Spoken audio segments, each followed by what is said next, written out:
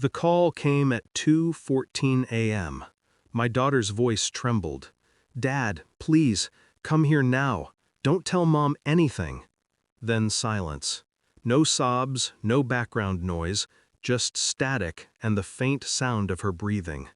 That's what broke me. Not the fear in her voice, the restraint, like she was whispering from inside a secret. I was already halfway down the road when the sirens started.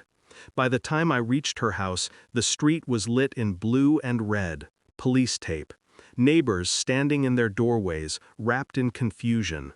I saw my grandson first, barefoot, shaking. "Look what they did with her," he cried, pointing toward the house. Then him, her husband, blocking the door. "You're not allowed to see this," he said. I didn't stop, didn't argue, just pushed past him. And when I opened that door, something inside me shattered, but not from grief, from recognition.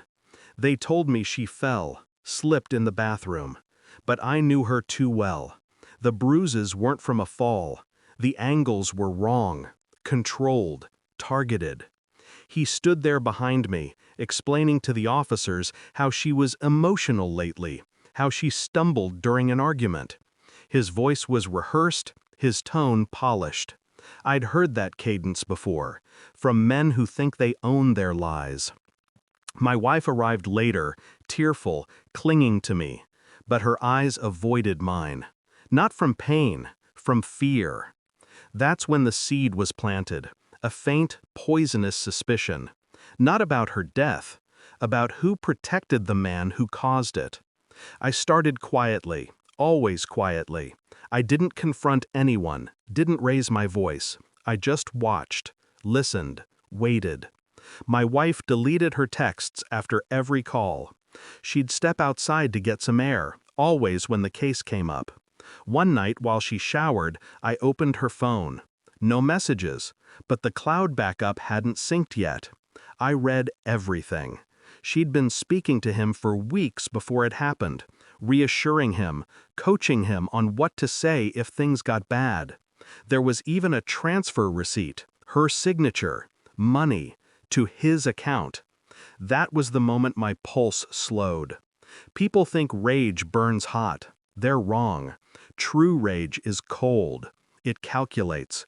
It memorizes every word, every alibi, every date. I documented everything. Bank statements, call logs. One by one, I built my case.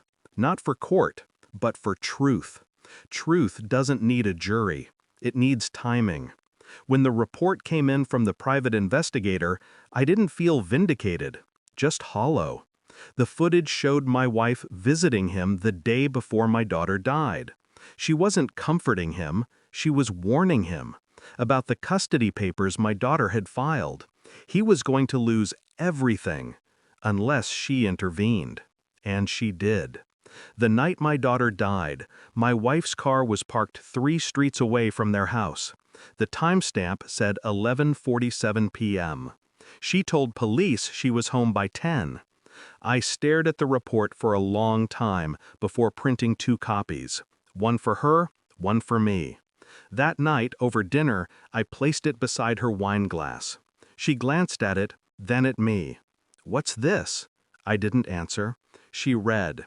Her fork stopped mid-air. Color drained from her face. When she finally looked up, her mouth opened, but no words came. I said quietly, "You helped him kill her." Her hand trembled. The paper crumpled. I didn't move, didn't raise my voice. Just watched her break in slow motion. I waited until her breathing turned shallow, until the excuses came, the panic, the pleading. "Please, it's not what you think." "It's exactly what I think." She tried to grab my hand, but I pulled back. "I already sent everything to the detective," I said, "and to your sister, in case you try to disappear." Her face froze, mid-word. No screams, no protests, just the slow realization that her empire of lies had collapsed under its own weight. She whispered, "You're destroying me." I leaned closer. "No, you did that. I'm just turning the lights on.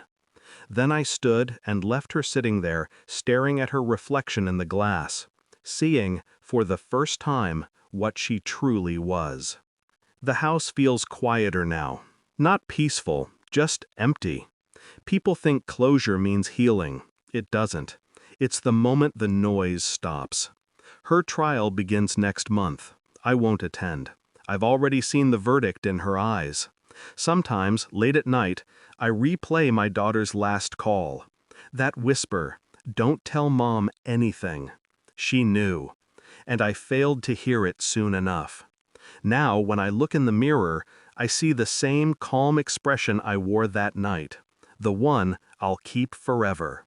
Because grief fades, but clarity never does.